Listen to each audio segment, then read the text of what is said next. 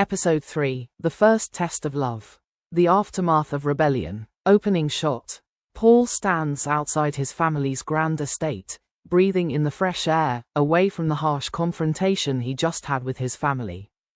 His face is set with determination, though hints of pain show as he walks away. Meanwhile, his parents watch him leave from a window, their expressions conflicted. Mrs. Stevens turns to Mr. Stevens, whispering, he'll come to his senses.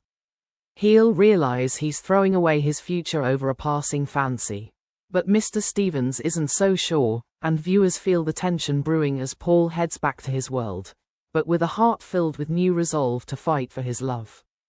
Grace's insecurities grow. Cut to Grace, who is sitting at the small local cafe with her best friend, Lily. She's sipping tea, lost in thought as she tells Lily about Paul's family's disapproval. She admits her fears, saying, maybe I'm being selfish. His family won't accept me, and I can't change who I am. Lily, loyal and supportive, squeezes her hand. Grace, if he loves you, that's all that should matter. But you'll need to be strong. His world, it won't make this easy for you. Grace nods, trying to hide her insecurities, but she knows that loving Paul may require more strength than she ever imagined. Paul's surprise visit. Later that evening, as Grace is helping her mother prepare dinner, there's a knock at the door. To her surprise, it's Paul. He smiles, holding a small bouquet of flowers and a few groceries, insisting he help her with dinner. Grace's mother looks on with wary approval, warming slightly as Paul shows his willingness to engage in their humble life. He tells Grace softly, I want to be part of your world, Grace. Let me in. She replies quietly, Paul, it's not that easy, but he silences her doubts with a reassuring smile. A moment of happiness. The three of them prepare dinner together, laughter filling the small kitchen. Paul fits in naturally, winning over Grace's mother with his genuine kindness. There's a moment of shared joy and lightheartedness that feels pure, as if they're escaping the pressures of the outside world. Grace watches Paul with a new kind of hope, realizing he might truly be willing to bridge their worlds. As they sit down to eat, Grace's mother offers a rare blessing over their relationship, making Grace and Paul both feel an even deeper commitment. The world closes in. A group of Paul's family friends at an upscale lounge. The news of his relationship with Grace has started to spread, and disapproving gossip fills the air. Words like gold digger and not his class echo through the conversation. One of Paul's cousins, Isabella, fiercely loyal to the family's image, decides she's going to have a private talk with Paul. She mutters to a friend, if he won't listen to reason, maybe he'll listen to family. Isabella's intervention. The next day, Isabella arranges to meet Paul at a quiet restaurant. She tries to appeal to his love for the family, speaking earnestly about how his choices affect everyone's reputation. She says, Paul, you're a part of a legacy. You can't throw it away for someone who doesn't understand the life you were born into. Paul responds calmly but firmly, Isabella, Grace is the best person I've ever met. She may not come from our world, but that doesn't make her any less worthy of love. Isabella leaves, her face set with a cold determination to end this relationship, even if it means taking more drastic measures. Grace's fears intensify. Meanwhile, Grace is trying to stay strong, but small-town gossip is relentless. The news of Paul's family's disapproval reaches her through whispers and veiled comments from people around her. At the local grocery store, an elderly neighbor makes a snide remark about knowing her place.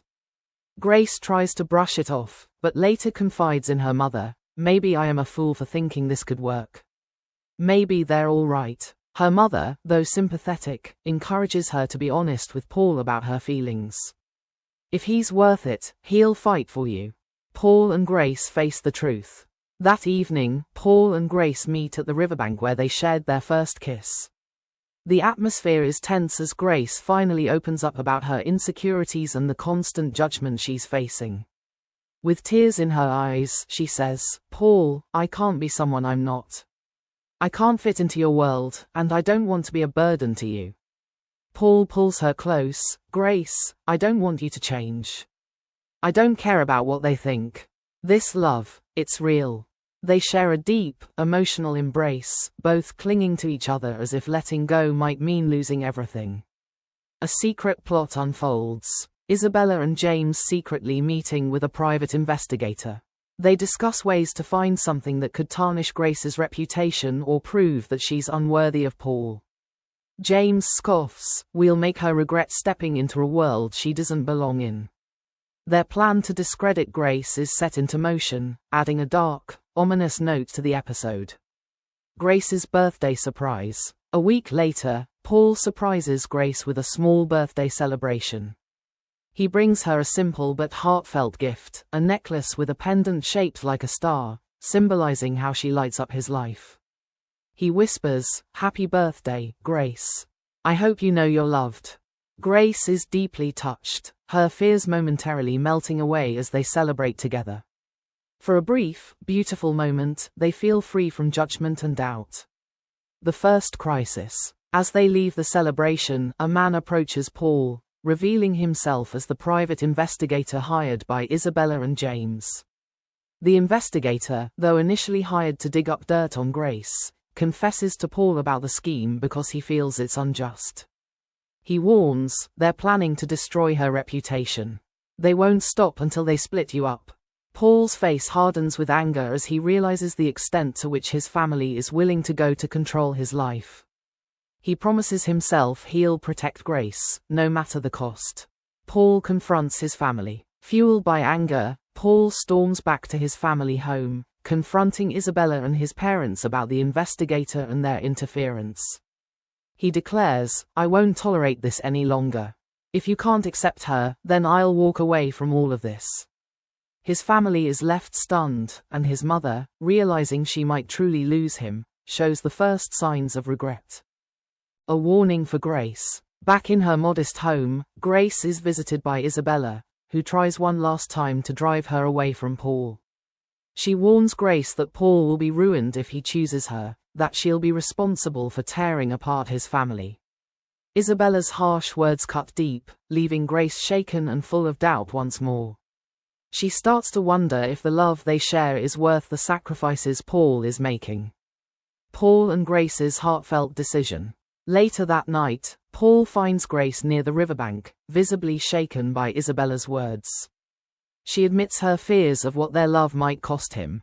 Paul, however, is unwavering. "Grace, if I lose my family, it'll be because they can't see what I see in you. I'd rather lose everything than lose you." They share a deep, passionate kiss, fully committing to each other despite the obstacles ahead. Their love now feels stronger, but the threat of family, society, and circumstances looms larger than ever. The episode closes with a shot of Paul and Grace, silhouetted against the moonlight, holding each other tightly, ready to face whatever challenges await episode 4. Viewers are left wondering how far Paul's family will go to separate them and whether Grace can withstand the pressures of being with him. The tension and stakes have reached new heights, setting up an emotional and suspenseful path forward in episode 4.